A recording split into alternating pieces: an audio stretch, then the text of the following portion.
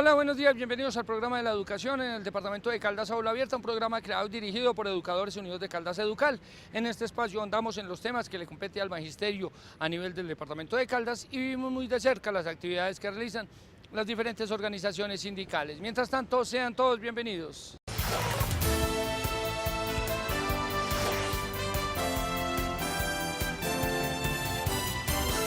Rectores de varias instituciones educativas del departamento de Caldas que manejan la media técnica se reunieron en Manizales con la Secretaría de Educación del departamento para saber qué posibilidades hay para que funcione la jornada única.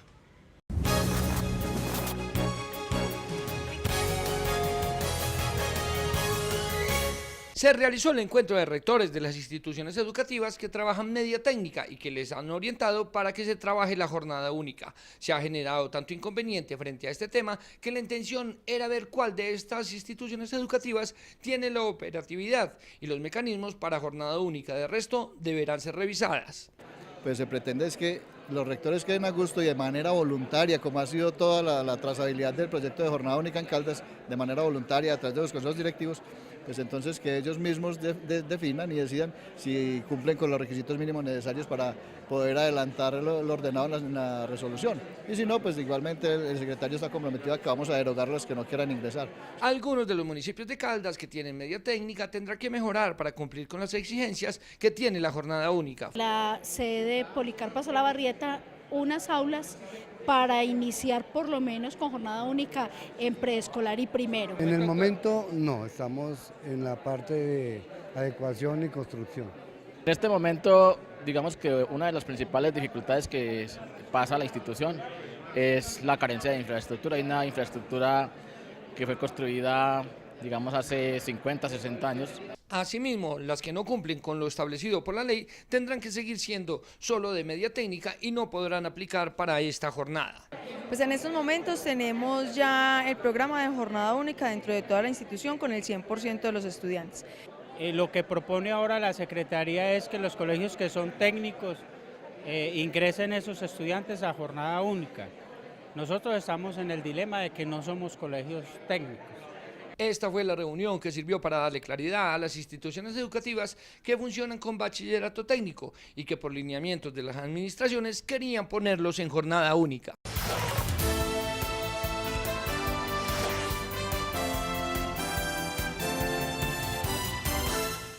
Aquí está la primera parte del informe sindical a cargo de John Alexander Gómez, él es secretario de Asuntos Pedagógicos de Educal.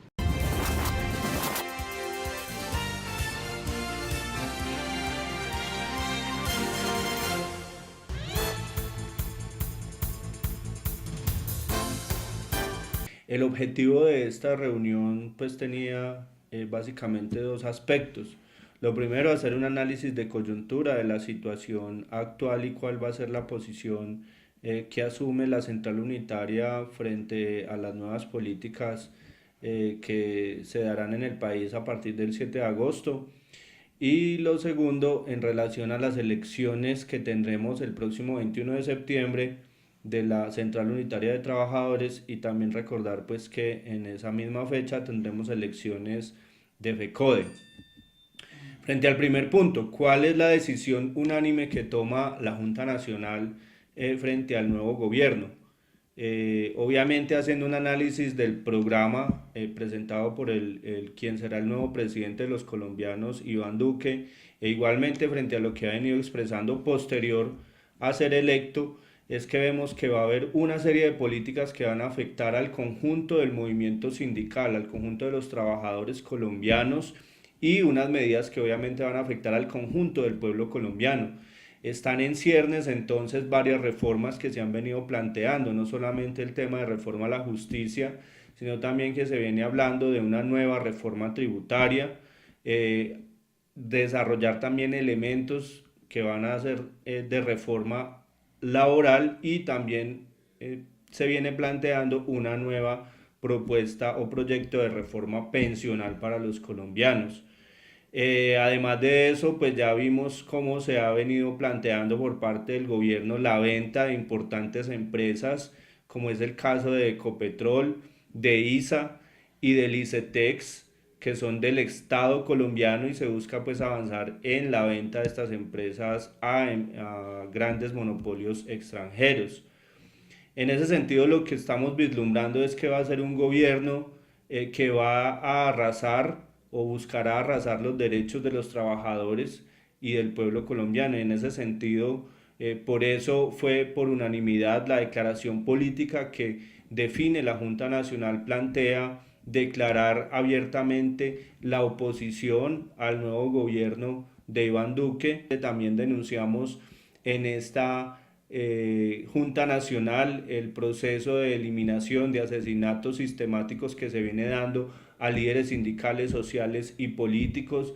Vemos pues con gran preocupación que se venga centrando también específicamente en la campaña de la Colombia Humana, el número de dirigentes también de este sector político que se estén asesinando en el país. Entonces es un llamado también a que actuemos obviamente desde el trabajo que realizamos a nivel nacional como central y de los espacios de derechos humanos, cómo se van a ir confrontando estas situaciones, y se plantea desde la CUT también avanzar en pedir medidas cautelares para el movimiento sindical frente a esta arremetida que se viene dando por grupos al margen de la ley en contra de los dirigentes sindicales y sociales y políticos en el país.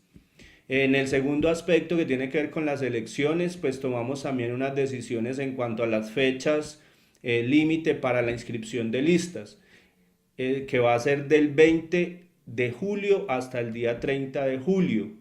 Ese día, tanto a nivel nacional como en los departamentos, se tendrán que inscribir las listas para comités ejecutivos de la CUT nacional, del comité ejecutivo de FECODE, comités ejecutivos departamentales de la CUT, y en cada sindicato tendrán que inscribirse las listas a Congreso de FECODE y Congreso de la CUT para definir cuáles van a ser los delegados en esos congresos.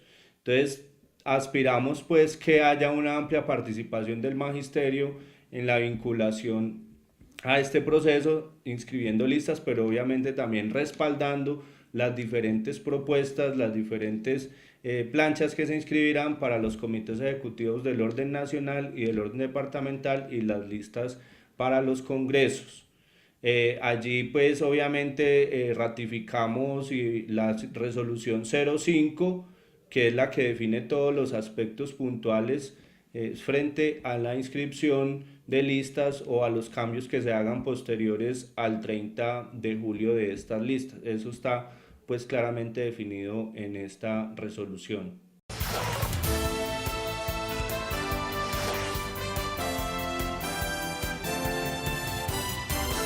Miembros de la Fiduprevisora, Cosmited y la Junta Directiva de Educal se reunieron el pasado 11 de julio en Manizales para tratar las problemáticas que tiene la prestación del servicio de salud para el magisterio.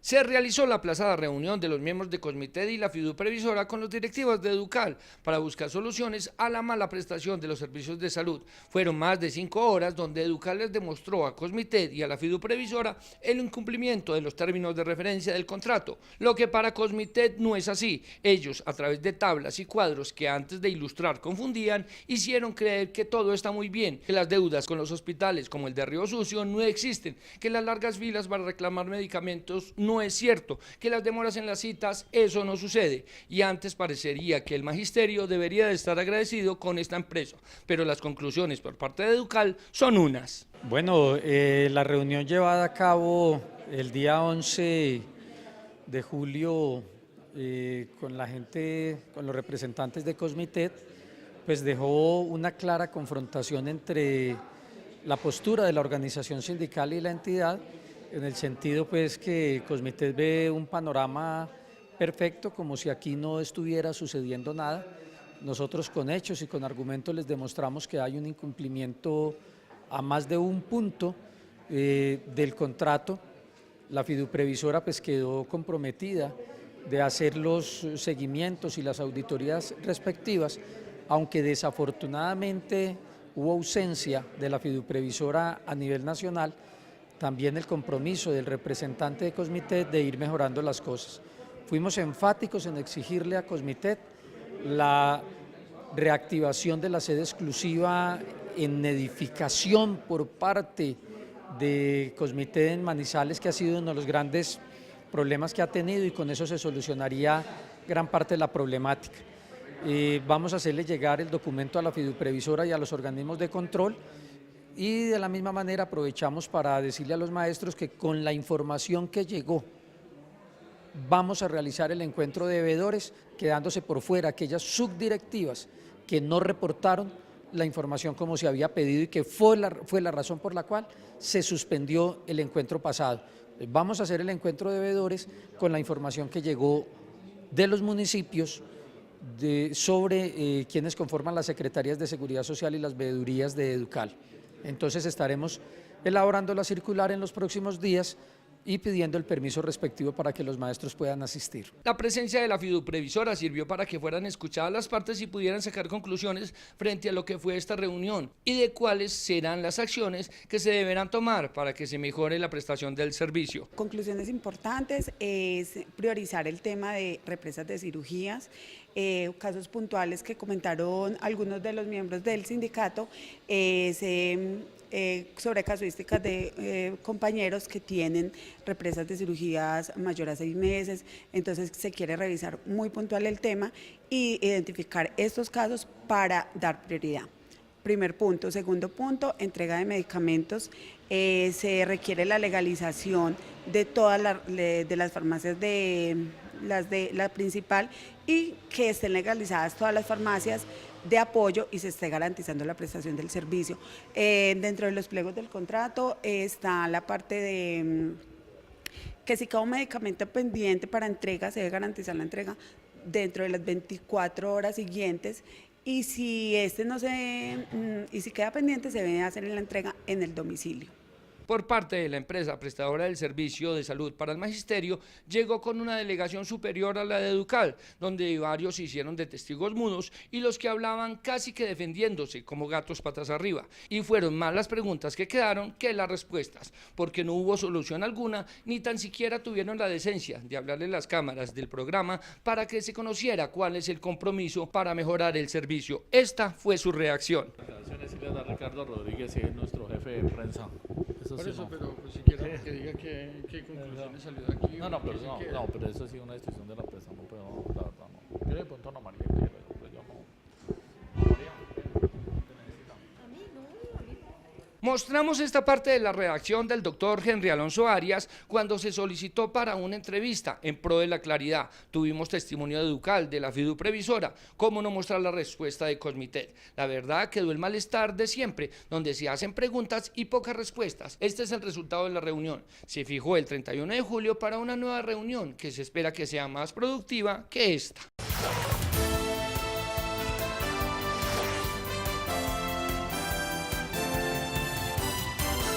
La calle se ha vuelto el escenario para que la sociedad civil proteste frente a algunas circunstancias que generan inconformismo. Se realizó una marcha por la preservación de la reserva de Río Blanco, una velatón para exigir el respeto por los líderes sociales y los trabajadores de MAVE para que se respete la convención colectiva.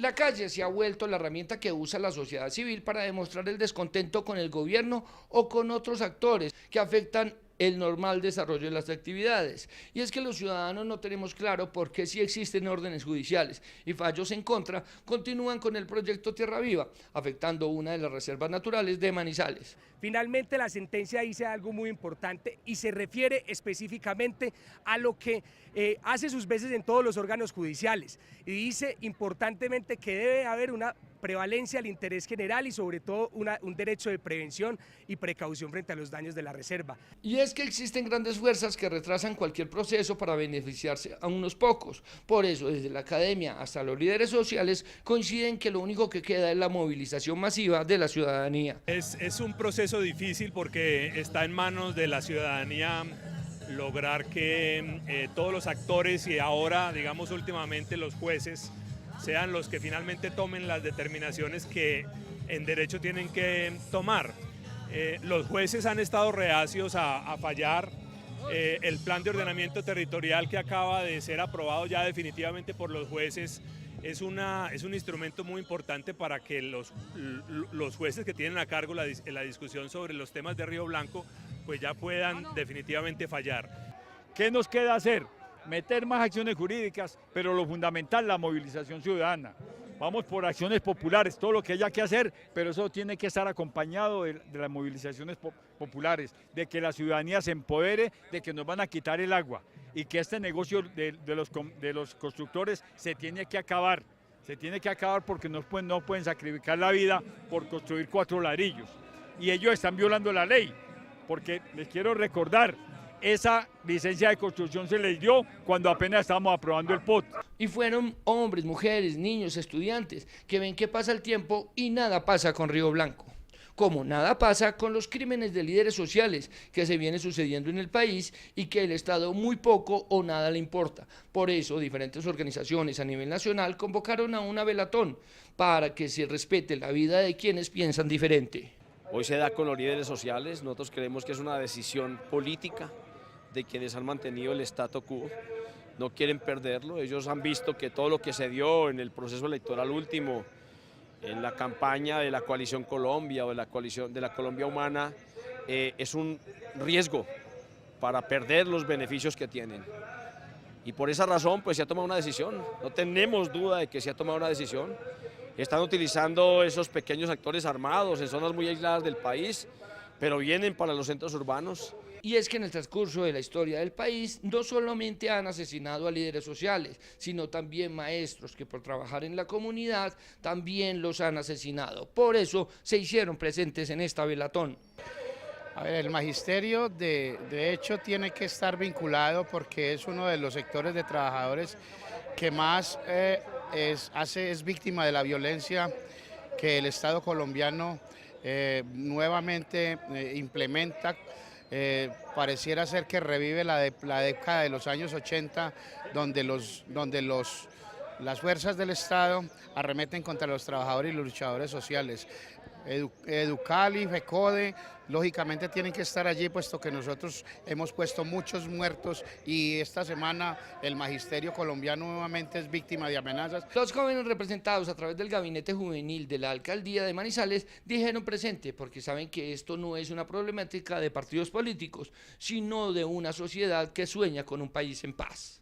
Porque queremos apoyar desde las organizaciones juveniles todo lo que está sucediendo en el país, porque es inaceptable que en todo el territorio nacional estén destruyendo los líderes y muy posiblemente todos aquellos líderes que en este momento estamos ayudando a liderar en toda la ciudad puedan estar en algún momento en esa lista negra que tienen aquellos malevos que están acabando con vidas en todo el territorio. La noche llegó, pero la luz de las velas simbolizan la esperanza que se tiene para que más vidas no se apaguen y que no falte la luz de esperanza, que algún día existirá la paz, la tolerancia y el entendimiento entre los pueblos. Esta misma esperanza es la que no pierden los trabajadores de la multinacional MAVE y que esperan que sea sensata la junta directiva de la empresa y respete la convención colectiva que arremete contra los trabajadores. No nos han dicho nada, nosotros esperábamos que empezando los mítines o las tareas que teníamos nos llamaran y sacáramos un acta de acuerdo donde podíamos mirar cómo frenar esta problemática, pero simplemente nos dicen que no tienen nada para plantear, que lo que ellos hacen es legal y para nosotros viola nuestra convención colectiva. Hasta vamos a llegar hasta donde sea necesario, porque nos mostraron el camino y nuevamente nos nos recalcan la idea de que no van a haber más contrataciones fijos. Contratos fijos son los que permiten nuestra convención colectiva de trabajo. Y en horas de la mañana nos hicieron saber por unos terceros de que la orden era no dar más este tipo de contratación. Son muchos los trabajadores directos e indirectos que se ven afectados con ese modelo de contratación. Por eso seguirán acciones hasta que sea respetado lo pactado y lo firmado y así garantizar la estabilidad laboral. Tenemos aproximadamente 400 personas de contrato a término indefinido que nos beneficiamos del sindicato, pero aparte de eso, no solo los que trabajamos en la empresa MAVE, sino hay muchos tercerizados que en las empresas que surten con materia prima para la empresa, entonces somos muchos los damnificados, podemos sumar unos 2.000. Nosotros sabemos que el gobierno faculta a las empresas para hacer muchos estilos de contratación, pero nosotros tenemos una convención que está por encima de las decisiones del Estado y nos están violando a nosotros un punto de la convención. Es así como los trabajadores ciudadanos del común usaron en estos días la calle como medio de protesta para que los pueblos sean escuchados y se respeten los derechos tanto de trabajo como a la vida.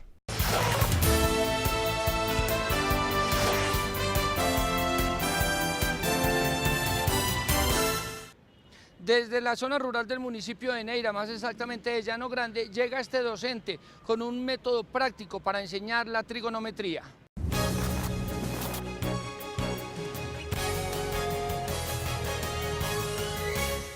Este docente que presta sus servicios en el municipio de Neira desde hace varios años, cuando trabajaba con niños en Llano Grande, comenzó a desarrollar un método para la enseñanza de la geometría y la trigonometría, además del cálculo. Todo por la ausencia de elementos que lo hicieron pensar en este revolucionario método que hoy se convierte en un libro. Me encuentro con el docente especialista Luis Hernán Agudelo, quien va a hacer una socialización de su texto, su libro y proyecto denominado Círculo Trigonométrico Integrado. Él va a hacer una especie de radiografía de todos los cimientos matemáticos a través del manejo de diferentes herramientas que le sirven no solamente a los niños de cuarto y quinto, sino a los estudiantes de grado sexto a grado 11. La trayectoria del proyecto durante todo el tiempo que él ha trabajado con eso y, lógicamente, la presentación del texto, del libro. Esta creatividad ha permitido que la institución educativa traspase fronteras con su experiencia, mostrando en otros países este método que hace que la trigonometría sea más fácil de enseñar. El círculo trigonométrico integrado nace en una vereda del municipio de Neira, porque por la cuestión económica de los estudiantes, ninguno tenía calculadora para uno trabajar lo que era la geometría y la trigonometría. Y es que con orgullo se habla de esta experiencia del docente de Nuestra Señora del Rosario de Neira, que es reconocido como un gran logro para la enseñanza. Hace 10 años empecé a trabajar hasta llegar en este momento a dar fin al libro que se llama Círculo Trigonométrico Integrado, un acercamiento lúdico y práctico a la geometría y la trigonometría. Este libro puede llegar a cualquier joven, porque además de la guía práctica escrita, tiene la regla que permite hacer las diferentes mediciones en ángulos, cuadrados o círculos. Las grandes falencias en las partes lejanas de la geografía colombiana hacen que los docentes afloren su creatividad para generar procesos de aprehensión.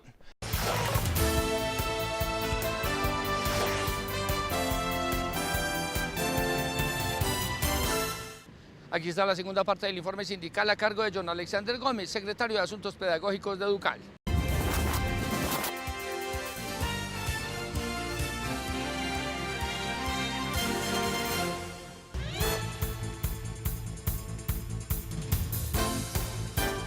El gobierno nacional sigue insistiendo que de los 24 acuerdos que se firmaron ese día han cumplido 16, y ese es el informe que están entregando a la comisión de empalme del nuevo gobierno. Preocupante que ese sea el informe en la comisión de empalme, porque entonces la discusión con el nuevo gobierno va a partir de que ya hay unos cumplimientos casi totales de los acuerdos que fueron firmados, pero la realidad es diferente. Lo que vemos es que hay puntos hoy claves en ese proceso de negociación que no han sido discutidos y que el gobierno nacional ha venido tomando otros caminos.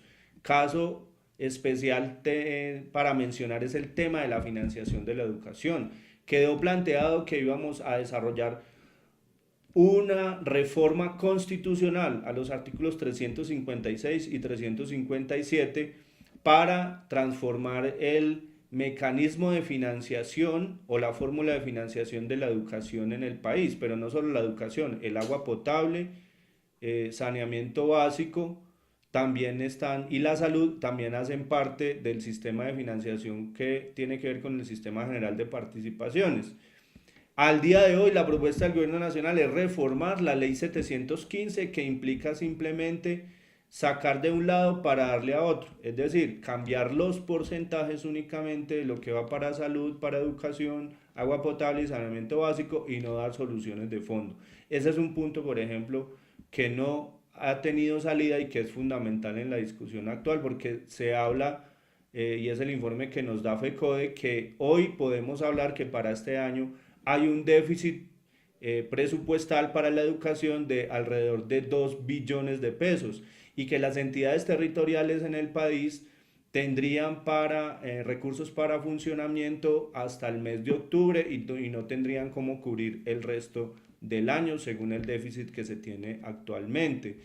En ese sentido, el llamado que hace FECODE posterior a esta reunión pues es unir esfuerzos con los sectores de la salud, del agua potable, saneamiento básico, los trabajadores, los padres de familia, los estudiantes, las poblaciones que se ven afectadas por esta disminución cada año de los recursos para estos derechos fundamentales, y obviamente centrados en el tema de educación, pues que podamos avanzar en la exigencia de esa reforma constitucional al Sistema General de Participaciones. En esta reunión pues se habló igualmente de que se espera que antes de culminar el gobierno de Juan Manuel Santos se puedan expedir 3 decretos o actos administrativos. El primero, el que tiene que ver con la bonificación pedagógica que se debe empezar a pagar al magisterio colombiano en el mes de diciembre de este año. El segundo tiene que ver con la convocatoria a los cursos de los maestros que perdieron la evaluación con carácter diagnóstica formativa, que al día de hoy no han salido los listados ni ha salido el decreto reglamentario de estos cursos para la evaluación. Entonces aspiramos a que ese decreto salga y la resolución de convocatoria salgan antes de culminar el actual gobierno. Y tercero, el acto administrativo de convocatoria a la evaluación con carácter diagnóstico formativo, la tercera cohorte, que también el FECODE dejó muy claro que esa evaluación no debe pasar en términos del cronograma del año 2018, pues la propuesta inicial del gobierno es que eso vaya hasta el mes de octubre del año 2019, un cronograma que dejaría básicamente congelado el escalafón este año y los ascensos se darían a finales del 2019 o principios del año 2020.